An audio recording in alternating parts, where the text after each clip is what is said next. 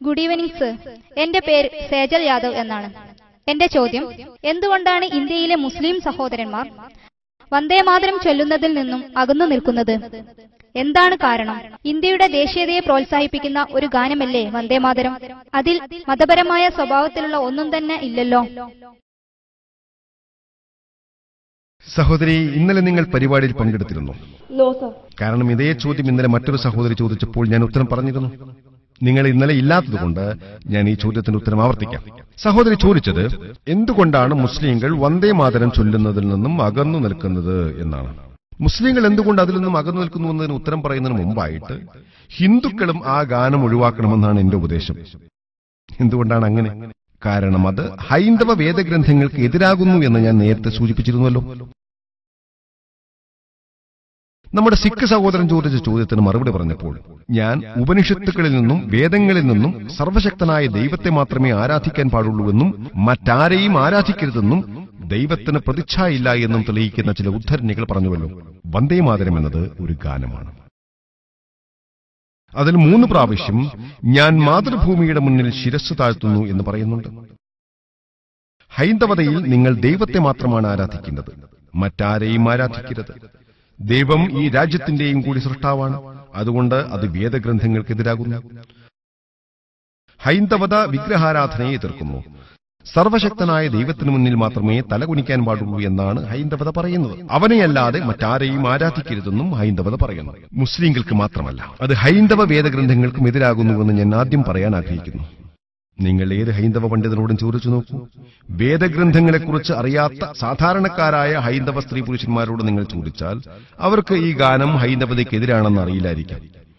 ഈ ഗാനത്തിന്റെ ദേശീയതയിലേക്ക് ഞാൻ പിന്നീട് വരാം. മുസ്ലിങ്ങളെ സംബന്ധിച്ചിടത്തോളം വന്ദേമാതരം എന്ന ഈ വാചകം ഖുർആനിനെതിരാണ്. കാരണം ഇസ്ലാമിൽ ഞങ്ങൾ സർവശക്തനായ ദൈവത്തെയല്ലാതെ മറ്റാരെയും ആരാധിക്കാറില്ല. ഇന്ത്യയാകുന്ന ഈ രാജ്യത്തെ ഞങ്ങൾ മുസ്ലിങ്ങൾ സ്നേഹിക്കുകയും ബഹുമാനിക്കുകയും ചെയ്യുന്നു. ഞങ്ങൾ ഈ രാജ്യത്തിന്റെ നിയമങ്ങളെ പിൻപറ്റുന്നു. സർവശക്തനായ ദൈവത്തിന്റെ നിയമങ്ങൾക്കെതിരാവാത്തിടത്തോളം ഏത് രാജ്യത്തിന്റെയും ഏത് നിയമങ്ങളെയും പിൻപറ്റുന്നതിൽ ഞങ്ങൾക്ക് യാതൊരു എതിർപ്പുമില്ല. പക്ഷേ സർവശക്തനായ ദൈവത്തിന്റെ നിയമത്തോട് വൈരുദ്ധ്യം പുലർത്തുന്ന രാജ്യത്തിന്റെ നിയമങ്ങൾ ഞങ്ങൾ പാലിക്കില്ല. അതുകൊണ്ട് സർവശക്തനായ ദൈവമാണ് ഈ രാജ്യത്തിന്റെ സൃഷ്ടാവ്. അപ്പോൾ ആരുടെ മുന്നിലാണ് നമ്മൾ ശിരസ്സ് താഴ്ത്തേണ്ടത്? സർവശക്തനായ ദൈവത്തിന്റെ മുന്നിലോ ഈ രാജ്യത്തിന്റെ മുന്നിലോ? ഇന്ത്യ എന്ന ഈ രാജ്യത്തെ സംബന്ധിച്ചിടത്തോളം ഞങ്ങൾ മിക്ക മുസ്ലിങ്ങളും ഈ രാജ്യത്തെ സ്നേഹിക്കുകയും ബഹുമാനിക്കുകയും ചെയ്യുന്നു. വേണ്ടി വന്നാൽ സത്യത്തിന്റെ പക്ഷത്ത് നിന്നുകൊണ്ട് ഈ രാജ്യത്തിന് വേണ്ടി മരിക്കാനും ഞങ്ങൾ തയ്യാറാണ്. പക്ഷേ ഞങ്ങൾ ഈ രാജ്യത്തിന്റെ മുന്നിൽ തലകുനിക്കില്ല.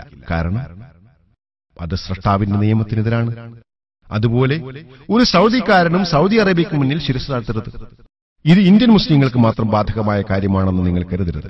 ഒരു സൗദിക്കാരനും സൗദി അറേബ്യയ്ക്ക് മുന്നിൽ തലകുനിക്കാറില്ല. പാകിസ്ഥാനിൽ ഒരു പാകിസ്ഥാൻകാരനായ മുസ്ലിമും പാകിസ്ഥാന്റെ മുന്നിൽ ഒരിക്കലും തലകുനിക്കില്ല. അത് ഇന്ത്യക്ക് മാത്രമായിട്ടുള്ളൊരു നിയമമല്ല. കാരണം സൗദി അറേബ്യ അള്ളാഹുവിനേക്കാളും ശ്രേഷ്ഠമായതല്ല.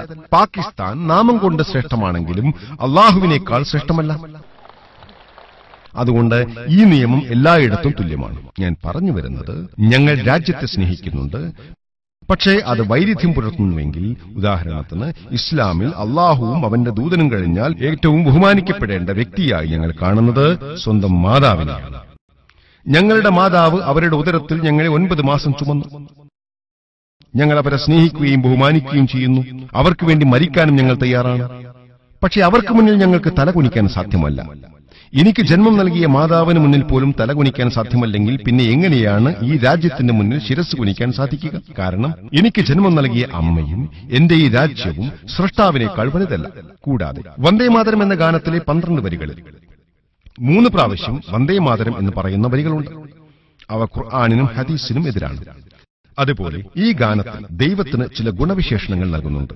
ലക്ഷ്മി, ദുർഗ, ധനം തുടങ്ങിയവ. ഇവ ഇസ്ലാമിക ആശയങ്ങളോട് വൈരുദ്ധ്യം പുലർത്തുന്നു. ഇസ്ലാമിന് എതിരാകുന്ന ഈ ആശയങ്ങൾ ദൈവത്തിന്റെ സ്ഥാനത്തെ താഴ്ത്തുന്നവയാണ്. അതുകൊണ്ട് ഈ രാജ്യത്തിന് വേണ്ടി ഞാൻ എന്റെ സൃഷ്ടാവിന്റെ സ്ഥാനത്തെ താഴ്ത്തില്ല. പക്ഷെ ഞാൻ ഈ രാജ്യത്തെ സ്നേഹിക്കുന്നു. നേരത്തെ പറഞ്ഞതിന്റെ അർത്ഥം ഞാൻ രാജ്യത്തെ സ്നേഹിക്കുന്നില്ല എന്നല്ല. ഈ ഗാനം എഴുതിയതാരാണ്? ബങ്കിം ചന്ദ്ര ഉപാധ്യായാണ് ഈ ഗാനത്തിന്റെ രചയിതാവ്. എന്തിനു വേണ്ടി? അതിന്റെ പിന്നിൽ ഒരു രാഷ്ട്രീയ ലക്ഷ്യമായിരുന്നു. ഏതാനും വർഷങ്ങൾക്ക് മുമ്പ് ഈ ഗാനത്തിന്റെ പഴക്കം നൂറ്റാണ്ടുകളാണെന്ന് അവർ അവകാശപ്പെടുന്നു. വാസ്തവത്തിൽ ഈ ഗാനം രചിച്ചത് എന്നാണെന്ന് പോലും അവർക്കറിയില്ല. രാഷ്ട്രീയക്കാർ ഈ ഗാനം രാഷ്ട്രീയ ലക്ഷ്യങ്ങൾക്ക് വേണ്ടി ദുരുപയോഗം ചെയ്യുകയാണ്. ഈ രാഷ്ട്രീയ വിവാദത്തിലൂടെ തങ്ങളുടെ വേദത്തിന് തന്നെ എതിർ പ്രവർത്തിക്കുകയാണെന്ന് ഈ രാഷ്ട്രീയക്കാർ അറിയുന്നില്ല. ഞാൻ ഉത്തരം പറഞ്ഞെന്ന് വിശ്വസിക്കുന്നു.